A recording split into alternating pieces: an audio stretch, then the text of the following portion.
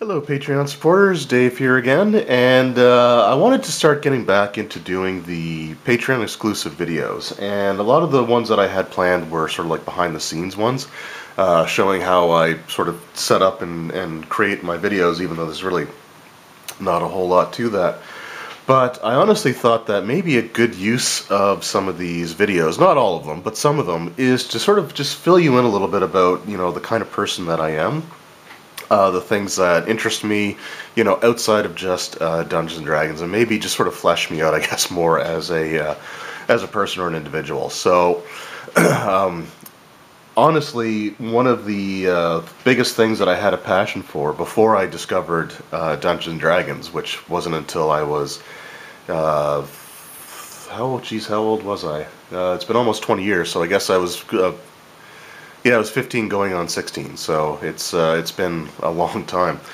But one of the things that I never really get a chance to talk about very often, hardly at all, is, like I said, my first big passion, or thing that I was really, really captivated by and interested in, was something that I discovered way back when I was like 6 or 7 years old.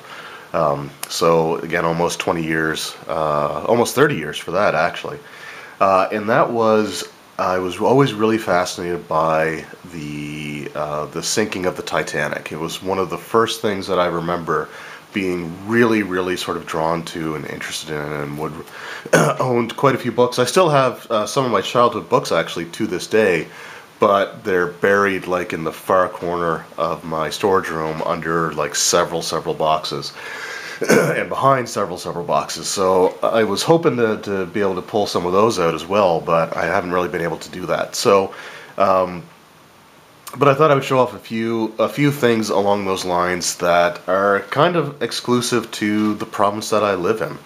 So I live in Nova Scotia, and I currently live in Dartmouth, Nova Scotia, which is part of the Halifax Regional Municipality. So it's part of like the capital city of the province.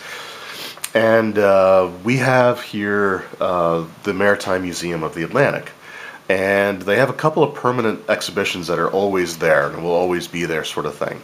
One of them is on the Halifax explosion, which was a major event as well. It was, I think, at the time, the second largest non-nuclear explosion that man-made explosion. So it was a really, really unfortunately devastating part of the city's history as well. But they also have a display on the Titanic itself. So I've gone there a couple of times, actually. We just went this past weekend. So just a couple of the things that I have is sort of like curiosities or things that I picked up at the gift shop. The first one is actually, just give me a second here, is actually my coffee mug, which I don't know if anyone's really seen. I think it's been sort of off in the background in some shots. It's actually full of coffee right now as I'm recording this. But this is a mug that I picked up at the Maritime Museum. And it is, it's got a picture of, like, an image of the Titanic there. And on the side, of course, you have the very iconic newspaper boy holding the sign, Titanic disaster, great loss of life. So, like I said, it's just something that was always a huge interest of mine, and I would just pore over books. I used to draw pictures of it all the time, even though I'm terrible at art. And it was just, such a major event in our history. It changed a lot of things. It changed, sort of the way that we looked at technology, and looked at the way that we sort of just blindly put our faith in. And everything, and there's a lot of things that I'm glad have been sort of like myths of the sinking that I'm glad have sort of been put to bed, like the idea that the steel was weak or stuff like that, which has been kind of proven that the ship was actually quite strong. So I'm just glad to see a lot of stuff like that, have some people's names cleared. Or, for the most part, have a lot of people come to the consensus that they're not, as responsible for things as people say. But anyway, another thing I picked up was this fridge magnet. I actually have a second magnet that I picked up that looks the exact same as the coffee mug, but that's holding a bunch of stuff up on the fridge. But this one wasn't. So, again, we've got that. Something that I had for a few years now, actually, was a commemorative thing put out a booklet put out by the Chronicle Herald. So the Chronicle Herald is our, the Halifax newspaper, but it goes all over the province. It used to be called the Halifax Herald, and a lot of people still kind of refer to it as that. But in 2012, they put out this book for the 100th anniversary, and it was only available through like the Chronicle Herald. They sent it to stores and stuff like that, and they had displays set up. But this again is just a really, really just incredible book. Lots of fantastic pieces of art in here. Now, one of the interesting things about the Titanic, and I don't want to hear any like really just ridiculously stupid conspiracy theories, but a lot of pictures that we see that are claimed to be of the Titanic weren't. Although some of these pictures here, like the interiors were, and this is definitely one of the Titanic, but a lot of the ones that we'd have that claim to be of the Titanic itself are actually of the Olympic, which was the sister ship that came out before it. And the reason for that is that the Titanic wasn't actually famous until it sunk. It was the second. It was basically the middle child in a series of 3 sister ships. And the Olympic was up until April 12th or April 15th, 1912, was the premier, the most famous of the 3, and would have held that distinction had it not been for the disaster. So this is actually the Olympic here, and you can tell because you see the deck, A deck I think it was called.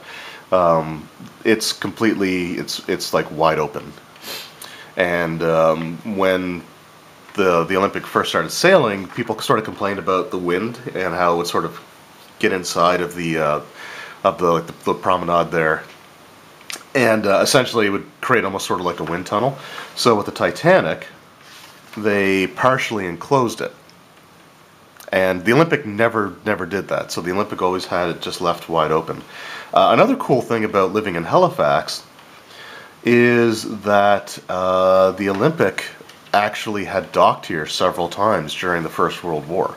There's a painting on this sort of like, I think it's like a retainer wall near. It's in Halifax, but it's on the side of the road, and they actually have a painting of the Olympic docked in Halifax Harbor, in its like dazzle paint, because for the World War I it was a troop transport, so they painted like all these weird shapes and colors to sort of confuse German U-boats, and make it so that it was hard to identify the exact size of the ship and which direction it was going in, sort of thing. So anyway, so this was just a really interesting booklet here as well. My grandparents actually got this for me because again they knew how much I just loved the story, the tragedy, and just how fascinated I was by it. So it was always really great to sort of have this. And just images of the Halifax graveyard where some of the victims were buried. So there's a lot of Titanic history here in Halifax. So it's a shame we don't have like a huge exhibition of like artifacts or things like that. But we do have some pieces that actually came from the wreck that was fished out of the water by the Mackay Bennett, the cable ship that went out to find bodies. So I first heard of the Titanic. It was only a couple of years. It was about 3 or 4 years, I think, after. Let me just get the timelines right. So I was in grade 2, which was I was born in '83. So I went to school. I was 5, which would have been '88. So yeah, it was 1990, I think, when I first discovered or first heard about the disaster, and. So the shipwreck itself had only been found for about 5 years since its discovery, because it was discovered in 1985. So there was still a lot that wasn't really known about it. So there was all kinds of books coming out around that time. It was a really, really great time to develop the interest in it, because there was just so much stuff that was constantly coming out. So anyway, my most recent visit to the Maritime Museum of the Atlantic, we went with my fiance and I went with our daughter, and at the gift shops we wanted to pick something up, right? Because we don't get to go there very often, sort of thing. So what they actually had, and our daughter actually found this for me, was they had special edition reprints of articles from major events that they had in the museum.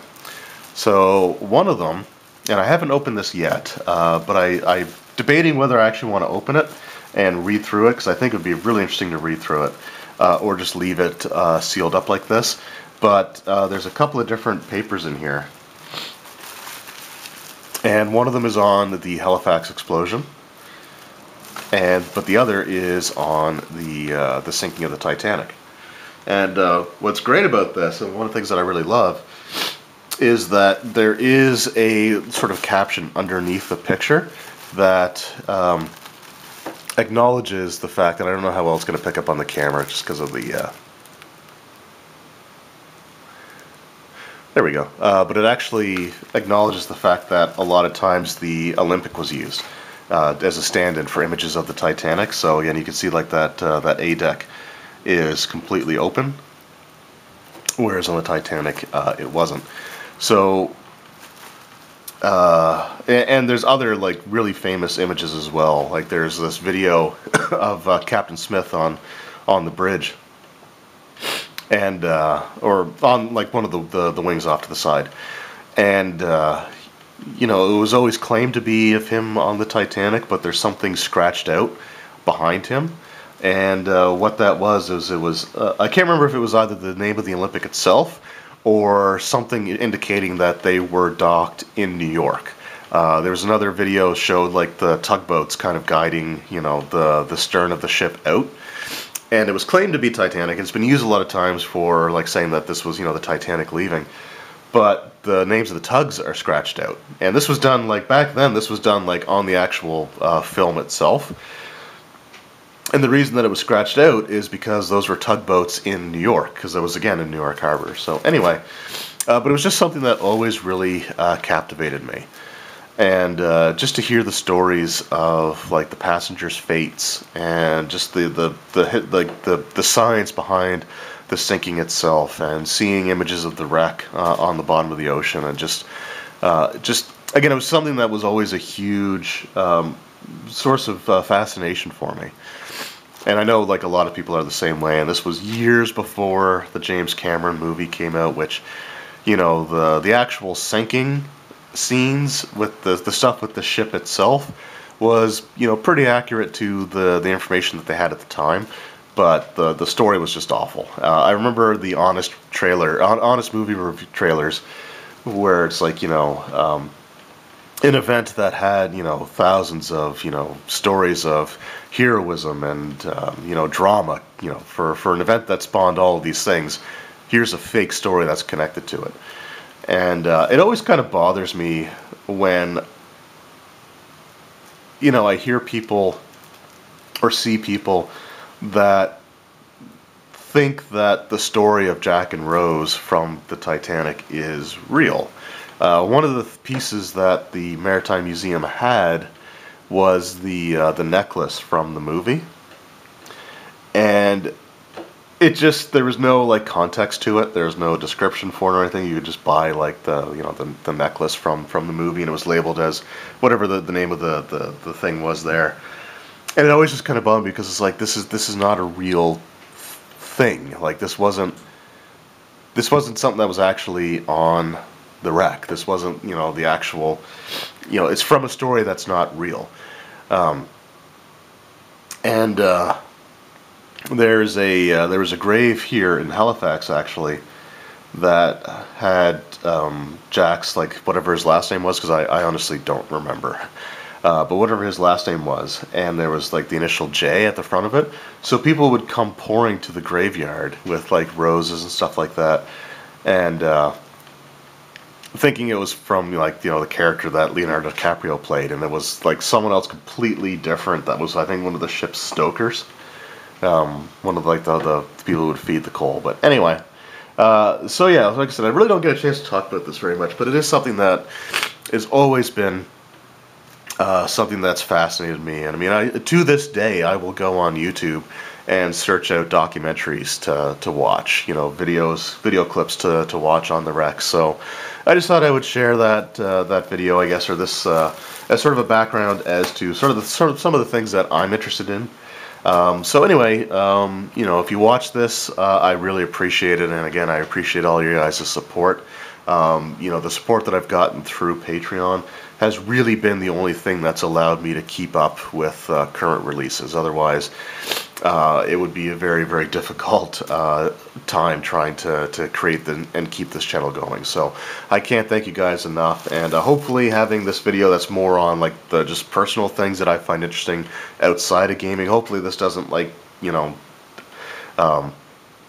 hopefully you don't see this as a waste of time, because like I said, I think that this was always a major part of my life, and I just thought I would sort of share that with you guys. So anyway, thank you again for all your support, and I will see you guys next month. Take care.